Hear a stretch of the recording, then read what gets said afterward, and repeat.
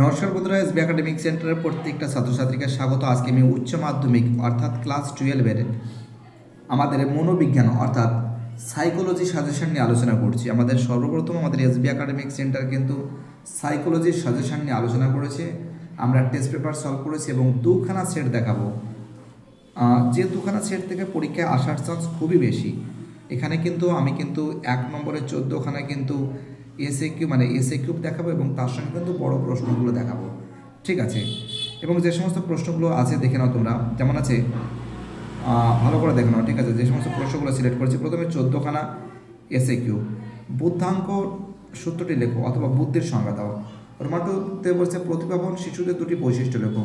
রোমাটুতে প্রাথমিক গোষ্ঠী ও মাধ্যমিক গোষ্ঠীর মধ্যে পার্থক্য এবং সামাজিক জীবনে মাধ্যমিক গোষ্ঠীর দুটি ভূমিকা উল্লেখ করো। তো দেখো, আমি একটা কথা বলছি, শোনো। মেইন ব্যাপারটা কী বলো তো, আমরা কিন্তু টেস্ট পেপার কিন্তু সব সলভ করেছি, ঠিক আছে। এবং কিছু বানামে ভুল হতে পারে, বুঝতে পারছো কারণটা কি? টাইপিং করতে গিয়ে মাঝে মাঝে মিস্টেক হয়ে যায়, বুঝতে পারলে।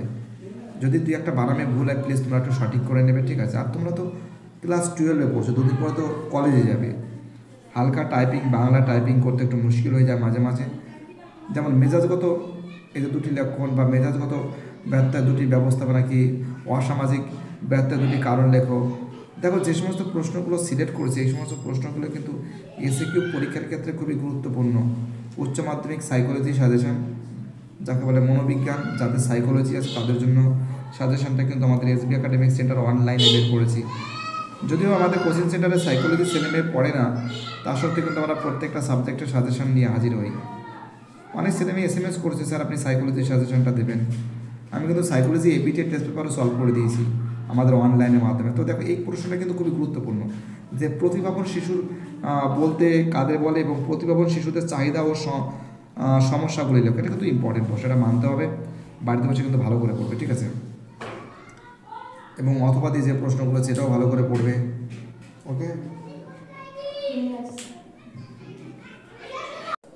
এবং যে সমস্ত প্রশ্নগুলো সিলেক্ট করেছে, অপসঙ্গতি দুটি কারণ আলোচনা করো। পরামর্শদান কাকে বলে? শিক্ষার্থীদের ক্ষেত্রে পরামর্শদানের প্রক্রিয়া উপযোগিতা আলোচনা করো। খুবই ইম্পর্টেন্ট প্রশ্ন, এই প্রশ্নগুলো কিন্তু খুবই ভালো করে পড়বে। এবং তার সঙ্গে প্রতিফলন অভিজ্ঞা কাকে বলে? যে কোনো দুটি প্রতিফলন অভিজ্ঞা সংক্ষেপে করো। বিধিবদ্ধ অবিধিবদ্ধ গোষ্ঠী বলতে কী বোঝায়? প্রাথমিক গোষ্ঠী ও মাধ্যমিক গোষ্ঠীর মধ্যে যে কোনো 5টি পার্থক্য লেখো অথবা মনোভাবের যে কোনো 3টি বৈশিষ্ট্য উল্লেখ করো। ঠিক আছে। মনোভাব পরিবর্তনের জ্ঞানমূলক সংগতির ভূমিকা আলোচনা করো, ঠিক আছে। এই প্রশ্নগুলো কিন্তু কি গুরুত্বপূর্ণ 5 নম্বর। এবং সিজোফ্রেনিয়া প্রকারভেদগুলো কি? সিজোফ্রেনিয়া দুটি ইতিবাচক নেতিবাচক লক্ষণ লেখো। সিজোফ্রেনিয়ার একটি ব্যবস্থাপনা লেখো। অথবা দুটো থেকে একটা প্রশ্ন লিখতে হয়, সব কিন্তু 7 নম্বর প্রশ্ন। অথবা কেন্দ্রীয় প্রবণতা কাকে বলে? স্বাভাবিক কন্ট্রোলের লেখচিত্রের বৈশিষ্ট্য আলোচনা করো। খুব ইম্পর্টেন্ট প্রশ্ন, ঠিক আছে। খুব ইম্পর্টেন্ট প্রশ্ন। আমাদের সেট আর একটা সেট,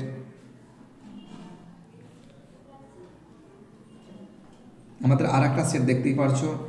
আর একটা সেট আমাদের বুদ্ধির আদর্শ সংজ্ঞা দাও। CRC এর পুরো কথার অর্থকে থর্নডাইক অনুসারে বুদ্ধির 3টি শ্রেণী বিভাগ করো।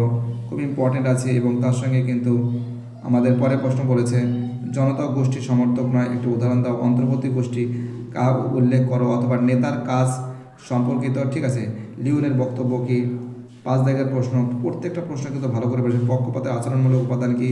কৌতুকপূর্ণতা কোন ধরনের সংরক্ষণ, ঠিক আছে। এই প্রশ্নগুলো কিন্তু খুব ভালো করে পড়বে, ঠিক আছে। এই প্রশ্নগুলো কিন্তু খুব ইম্পর্টেন্ট আছে। এবং তার সঙ্গে তোমরা পড়বে এই সমস্ত প্রশ্নগুলো খুব ইম্পর্টেন্ট, ওকে। ভালো করে দেখে নাও। তোমাদের পরামর্শদান কাকে বলে? PNI এর পুরো কথার অর্থ কি? ইতিবাচক ঘটনা যে পীড়ন সৃষ্টি হতে পারে তা উদাহরণ দাও।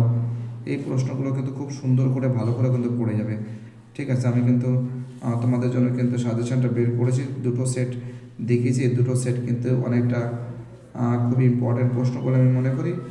ভালো করে প্রত্যেকটা প্রশ্ন ইম্পর্টেন্ট, প্রত্যেকটা প্রশ্ন ভাইটাল বলে আমি মনে করি। এবং রচনাভিত্তিক প্রশ্ন থেকে যে প্রশ্নগুলো ইম্পর্টেন্ট আছে দেখে নাও তোমরা। এখান থেকে যে প্রশ্ন বলেছে স্পিয়ারম্যানের 2 উপাদান তত্ত্ব বিবরণ দাও অথবা মনোভাব পরিমাপক 2টি স্কেলের নাম উল্লেখ করো। যে কোনো সম্পর্ক বিস্তারিত লেখো। এটি ইম্পর্টেন্ট প্রশ্ন। এবং 2 দাগের যে প্রশ্ন বলেছে যে নেতার সংজ্ঞা দাও। নেতার 6টি কাজের বিস্তারিত উল্লেখ করো অথবা প্রতিফলন অভিজ্ঞা কাকে বলে? যে কোনো একটি প্রতিফলন অভিজ্ঞার উদাহরণ দাও। এটাও কিন্তু ইম্পর্টেন্ট প্রশ্ন। এবং তার সঙ্গে 3 দাগের যে প্রশ্ন সেটাও ভালো করে পড়বে। অপসঙ্গতি খুব ইম্পর্টেন্ট, পিরিয়ডটা খুব ইম্পর্টেন্ট বলে আমি মনে করি। বহুত ইম্পর্টেন্ট প্রশ্ন, কিন্তু প্রত্যেকটা প্রশ্ন ইম্পর্টেন্ট এবং প্রত্যেকটা প্রশ্ন ভাইটাল। প্রত্যেকটা প্রশ্নের সঙ্গে কিন্তু অথবা আছে, দুটো করে প্রশ্ন আছে। উদ্বেগমূলক অসঙ্গতির ভাগগুলির নাম উল্লেখ করো, মেজাজগত অসঙ্গতির প্রকারভেদ লেখো। ঠিক আছে। মনোসামাজিক বিকাশের তত্ত্বের কটি ভাগ উল্লেখ করো, প্রথম 4টি ভাগ সম্পর্কে লেখো।